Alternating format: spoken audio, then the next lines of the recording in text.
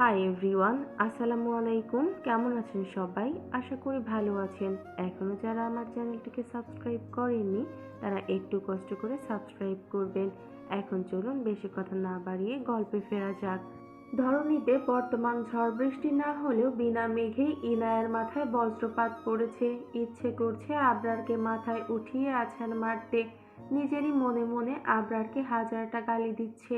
Hitler, নিজে নিজের মতো থাকবি, আমাকে আমার মতো থাকতে দিবি। কাল থেকে বিকেলে তোর আত্মীয়র টিচার আসবে, রেডি থাকবি। মনে মনে কথাগুলো ভাবছে আর আবরারের গোষ্ঠী উদ্ধার করছে ইনায়া। তখন আবরার এসে ইনায়াকে প্রাইভেট টিচারের কথাটা বলে যাওয়ার পর থেকেই ইনায়া আবরারের গোষ্ঠী উদ্ধারে নেমেছে। আবরার সাথে আরও বলেছে যে প্রতিদিন কলেজে না গেলে মামুনিকে বলে রাস্তার মোড়ের চা দোকানদারের সাথে ইনায়ার বিয়ে দিয়ে দিবে। যেহেতু পড়বে না তাই বিয়ের পর চাওয়ালা মামার সাথে গিয়ে চা বিক্রি করুক। দুপুর থেকেই আকাশে মেঘ জমতে শুরু করেছে। গরমের দুপুরে রোদ পড়ে এখন ঠান্ডা হাওয়া বইছে চারিদিকে। সকালের সেই শরীরের মাংস ঝলসানোর মতো রোদ এখন আর নেই। যে কোনো সময় ঝমঝমিয়ে মেঘ বৃষ্টি হয়ে নামবে ধরণীতে। অফিসের কাজে কুমিল্লার বাহিরে ইনায়ের বাবা ও চাচু আশতাব চৌধুরী আর আবরার অফিসে তানভীর ও তার অফিসে কাজে ঢাকা গেছে। আর ইরফান বন্ধুদের সাথে ট্যুরে গেছে কাল। বাড়ির তিন গিন্নি তাপসি আর তিহুকে নিয়ে মেঘা বেগম মাকে দেখতে গেছে তার বাবার বাড়িতে। কয়েকদিন ধরে তিনি ভীষণ অসুস্থ। সময় স্বল্পতার জন্য এতদিন যেতে পারেনি। মাহমুদা বেগম মেঘা বেগমকে অনেকবার যেতে বললেও তিনি দুই জাকে রেখে যাবেন না। তাই আজ সময় মিলতেই একসাথে তিন জা বেরিয়ে পড়েন। বাসায় মানুষ বলতে এখন শুধু ইনায়া একাই আছে। দুপুর থেকে ঘুমিয়ে একটু আগেই উঠে পড়েছে, তাই এখন সে ছাদে গেছে তার গাছগুলোর পরিচর্যা করতে। শেষ 5 দিন আগে একটু পানি দিয়েছিল আয়েশা বেগম। এই 5 দিনে ছাদে ইনায়া দুবার যাওয়া হলেও গাছের যত্ন তার নেওয়া হয়নি। শেষ বিকেলের দিকে বৃষ্টি শুরু হয়। সন্ধ্যায় হুট করেই তা বেড়ে ঝড় শুরু হয়। তার জন্য মেঘা বেগমরাও আর ফিরতে পারেননি বিকেলে। তাদের আনতে আশতাব চৌধুরী গিয়ে তিনিও আটকে গেছেন। শরীরটা ভালো লাগছিল না বলে বিকেলে আবরার বাসায় চলে এসেছে। তাই আশতাব চৌধুরী তাদের আনতে যান। ইনায়ার মা আয়েশা বেগম মাত্র ফোন দিয়ে তা জানালেন ইনায়াকে। ঝড়ের কারণে সন্ধ্যায় কারেন্ট চলে গেছে, এখনো আসেনি। আকাশে বিদ্যুৎ চমকাচ্ছে। এদিকে ক্রমশ বৃষ্টির ছাঁটও বাড়ছে। ভীতু ইনায়া কি করবে ভেবে না পেয়ে আবরারের ঘরের সামনে এসে দাঁড়িয়েছে, কিন্তু সংকোচ আর ভয়ের কারণে নক করতে পারছে না। হঠাৎ করে দরজা খুলে রুম থেকে আবরার বের হয়। ভ্যাবাচ্যাকা খেয়ে যায় ইনায়া। আবরারকে দেখে কিছুটা পিছিয়ে যায় সে। তা দেখে ইনায়ার দিকে ভ্রু কুঁচকে তাকিয়ে আছে আবরার। অনেকক্ষণ কেটে যাওয়ার পর ও যখন ইনায়া কিছু বলে না, তখন আবরার নিজেই জিজ্ঞেস করলো, কিছু বলবি অন্বিতা? ইনায়া মাথা উঠিয়ে আবরারের দিকে তাকায়। আবরার তাতে ভ্রু নাচিয়ে জিজ্ঞেস করে কি হয়েছে। ইনায়া জিভ দিয়ে ঠোঁট ভিজিয়ে বলে, আসলে একা ভয় করছে ঘরে থাকতে ভাইয়া।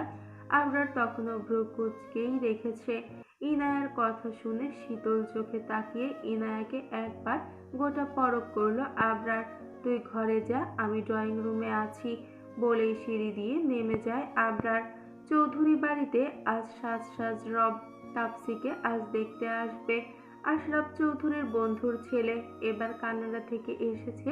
সেখানেই পরিবার সহ সেটেল। তাদের আগে থেকেই তাপসিকে পছন্দ, তাই আর দেরি করতে চায় না তারা। তাই চৌধুরী বাড়ির 3 কর্তা রাজি। ছেলে পছন্দ, আগে থেকে চেনা জানা, বিশেষ করে আশরাফ চৌধুরীর বন্ধুর ছেলে, তাই আর কারোর দ্বিমত নেই। তাপসিরও কাউকে পছন্দ নাই, তাই সেও রাজি। কিচেনে 3 জা আর আমেনা খালা রান্নায় ব্যস্ত। সকালে আবরার, ইরফান আর তানভীর বাজার করে এনেছে। মাহমুদা বেগম আর আয়েশা বেগম তাদের স্পেশাল আইটেম করছে, আর মেঘা বেগম নাস্তার দিক সামলাচ্ছেন। পুরো বাড়ি গোছানোর দায়িত্ব পড়েছে ছোট 2 সদস্যর উপর। ইনায়া গোছাচ্ছে কম, বকবক করছে বেশি। আর তিহু তার কথা শুনছে, মাঝে মধ্যে বকাও দিচ্ছে এত বকবক করার জন্য। কবে যে তাপসি আপুর মতো আমারও বিয়ে হবে রে তিহু। আর ভালো লাগে না পড়াশোনা। বিয়ে ফরজ, পড়া না। হঠাৎ ইনায়ার এই কথা শুনে তিহু আকাশ থেকে পড়ল। বলে কি এই মেয়ে? আবরার ভাই শুনলে আজ আর রক্ষে নেই। গাধী মেয়ে কোথাকার। আবরার ভাই শুনলে তোর বিয়ে করা বের করবে। যা বল গিয়ে তোর আবরার ভাইকে। ভয় পাই নাকি? আচ্ছা তাই নাকি? মামুনিকে গিয়ে বলি তার মেয়ে বিয়ে করার শখ হয়েছে।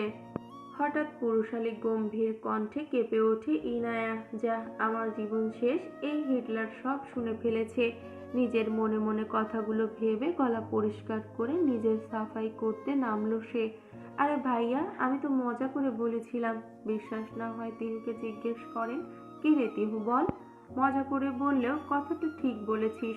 রহিম চাচা ও বউ খুঁজছে, তাই আর দেরি করে চাচ্চুর টাকা তোর পেছনে খরচ করে কি লাভ বল। আর আমি একজন সচেতন নাগরিক হিসাবে এটা আমার কর্তব্য। তাদের দুজনের কথোপকথন উপভোগ করছে তিহু আর মিটমিটিয়ে হাসছে। যাই, কথাটা বলেই আসি সবাইকে। আর রহমত চাচাকেও এই কথা বলে চট করে সোফা ছেড়ে উঠে যায় সে।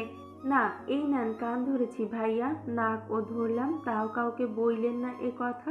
দৌড়ে আবরারের সামনে এসে কান ধরে কথাটা বলে ইনায়া। খানিকক্ষণ চুপ থেকে কিছু একটা ভাবে সে, তারপর ইনায়াকে শোধায়। এতে আমার কি প্রফিট বল? যদি কোনো প্রফিট থাকে আই সোয়ার কাউকে বলবো না। তাহলে আপনাকে আমি 3 কাপ ব্ল্যাক কফি খাওয়াবো। ডান?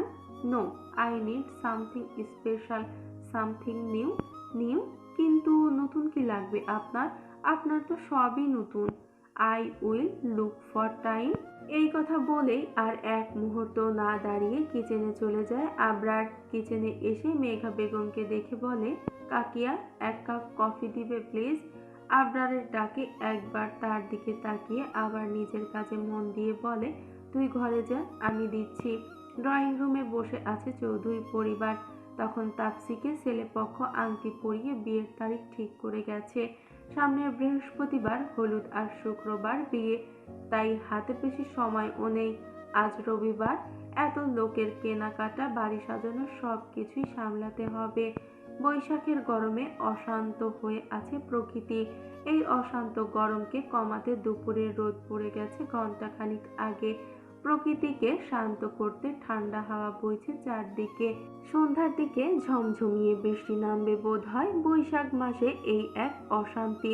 হঠাৎ হঠাৎ কালবৈশাখী ঝড় এসে ধরণীতে এক পশলা বৃষ্টি দিয়ে যায়। এই এক পশলা বৃষ্টি প্রকৃতির সাথে সাথে মানুষের মনেও শান্তি এনে দেয়। দুপুরের খাবার শেষ করে শপিং করার উদ্দেশ্যে রওনা হয়ে গেছে চৌধুরী পরিবার। আশতাব চৌধুরী অফিসে আর আশরাফ চৌধুরী ও আফতাব চৌধুরী অফিসের কাজে ঢাকা গেছেন। তানভীর 3 দিন ছুটি পাবে অফিস থেকে, তাই বুধবার, বৃহস্পতিবার আর শনিবার ছুটি নিয়েছে। তাই আবরার আর ইরফান গেছে মেয়েদের সাথে শপিং এ। আধ ঘন্টা থেকে পুরো শপিং মল ঘুরে বেড়াচ্ছে 3 যা। একজনের শাড়ি পছন্দ হয় তো আরেকজনের পছন্দ হয় না, তাই ঘুরে ঘুরে চলছেন তাপসি আর তিহু। সবার সাথে শাড়ি লেহেঙ্গা দেখাদেখি করলেও ইনায়া তার ব্যতিক্রম। সে ঘুমে ঝিমোচ্ছে। দুপুরের খাবার খেয়ে ভাত ঘুম দেয়া আলসে মেয়েটা আজ না ঘুমোতে পারার জন্য ঢুলছে। হাত নরম তুলতুলে, হাতটা আবরারের হাতের মুঠোয় বন্দি। তার এই অবস্থা দেখে আবরার আপন মনে এক পশলা হেসে ওঠে। তারপর সবার উদ্দেশ্যে বলল, আম্মু, মামুনি, তোমরা সবাই কেনাকাটা করে নাও। আমি অন্নিকে নিয়ে শপিং মলের রেস্টুরেন্টে বসছি। শপিং শেষে আমায় কল দিয়ে বলো, বিল পে করে দিব। ইনায়ার জন্য এখনো কিছু কেনা হয়নি আব্বা। হ্যাঁ রে আবরার, তুই বরং ওরে ওয়াশরুম থেকে চোখ মুখে পানি ছিটিয়ে নিয়ে আয়। মা মামুনির কথায় বাদশাদে আবরার কিছুক্ষণ চুপ থেকে কিছু একটা ভেবে বলে ওঠে সে, ওর জন্য তোমরা পছন্দ করে কিনে নিও। এমনিতেও সারা বছর তোমরাই পছন্দ করে কিনে দেওয়া লাগে। কাউকে আর কোনো কথা বলতে না দিয়ে ইনায়ার হাতটা শক্ত করে ধরে হাঁটা দেয় আবরার। শপিং মলের দোতলায় রেস্টুরেন্টে ইনায়াকে নিয়ে বসে আবরার। আবরারের পাশের সোফায় বসে কাত হয়ে ঘুমিয়ে পড়ে ইনায়া। আর তার দিকে অপলক দৃষ্টিতে চেয়ে আছে আবরার। হঠাৎ নিজের বাহুতে কারোর ঠান্ডা হাতের আঁকড়ে ধরায় আবরারের ধ্যান ভাঙে। চোখ নামিয়ে হাতের দিকে তাকিয়ে দেখে ইনায়া দু হাতে তার বাহু জড়িয়ে কাঁধে মাথা রেখে শান্তিতে ঘুমোচ্ছে। কি স্নিগ্ধ লাগছে মেয়েটাকে। আবরারের তখন কি হলো কে জানে, ইনায়ার দিকে তাকিয়ে থেকেই নিজের ওষ্ঠজোড়া তার কপালে ডুবিয়ে দেয়। নিজের হাতটা ছাড়িয়ে বুকের সাথে মিশিয়ে নেয় ইনায়াকে। কি যে সুন্দর লাগছিল তখন একজোড়া প্রেমিক যুগলকে। আরে আবরার না, কারো ডাকে ইনায়ার থেকে চোখ সরিয়ে পেছনে তাকায় আবরার। নিজের ছোটবেলাকার বন্ধু শামিনকে দেখে হেসে ওঠে আবরার। হাত নেড়ে কাছে ডাকে শামিনকে। কি অবস্থা তোর আবরার? এই তো আলহামদুলিল্লাহ। তোর কি অবস্থা? এই তো আলহামদুলিল্লাহ। পাশে কে ভাবি? শামিনের কথায় ইনায়ার দিকে ফিরে আবরার হালকা হেসে ওঠে। মাথা নাড়ায় আবরার। ওর কথায় এক্সাইটেড হয়ে সামনের সোফায় বসে পড়ে শামিন। এটা কিন্তু একদম ঠিক হয়নি আবরার। আমি তোর বন্ধু, ভাই, জানের জিগার, আর তুই আমাকে না বলে বিয়ে করে ফেললি। শুধুমাত্র 1 বছর দেশের বাহিরে ছিলাম তাই। আমি কিন্তু খুব কষ্ট পেয়েছি। এক নিঃশ্বাসে শামিনের বলা কথাগুলো শুনে হেসে ওঠে আবরার। এই ছেলেটা এখনো বাচ্চামো স্বভাবগুলো যায়নি। তোর বলা সব কথাই ভুল। মানে তুই জানিস আবরার, তোর করা গুলি মিস যেতে পারে, কিন্তু আমার ধারণা মিস যাবে না। আচ্ছা, তা পীর সাহেবের কাণ্ডারি বলেন তো, ইনায়া আমার বউ হবে কবে? আবরারের কথায় সোফায় 2 পা তুলে এক হাত হাঁটুতে রেখে অন্য হাত উঁচিয়ে শামিন বলে, আবরার বৎস, আগামীকালই ইনায়া মা তোমার বউ হয়ে যাবে। কিন্তু কিন্তু কি বাবা? তোমার বাসর করার স্বপ্ন স্বপ্নই থেকে যাবে।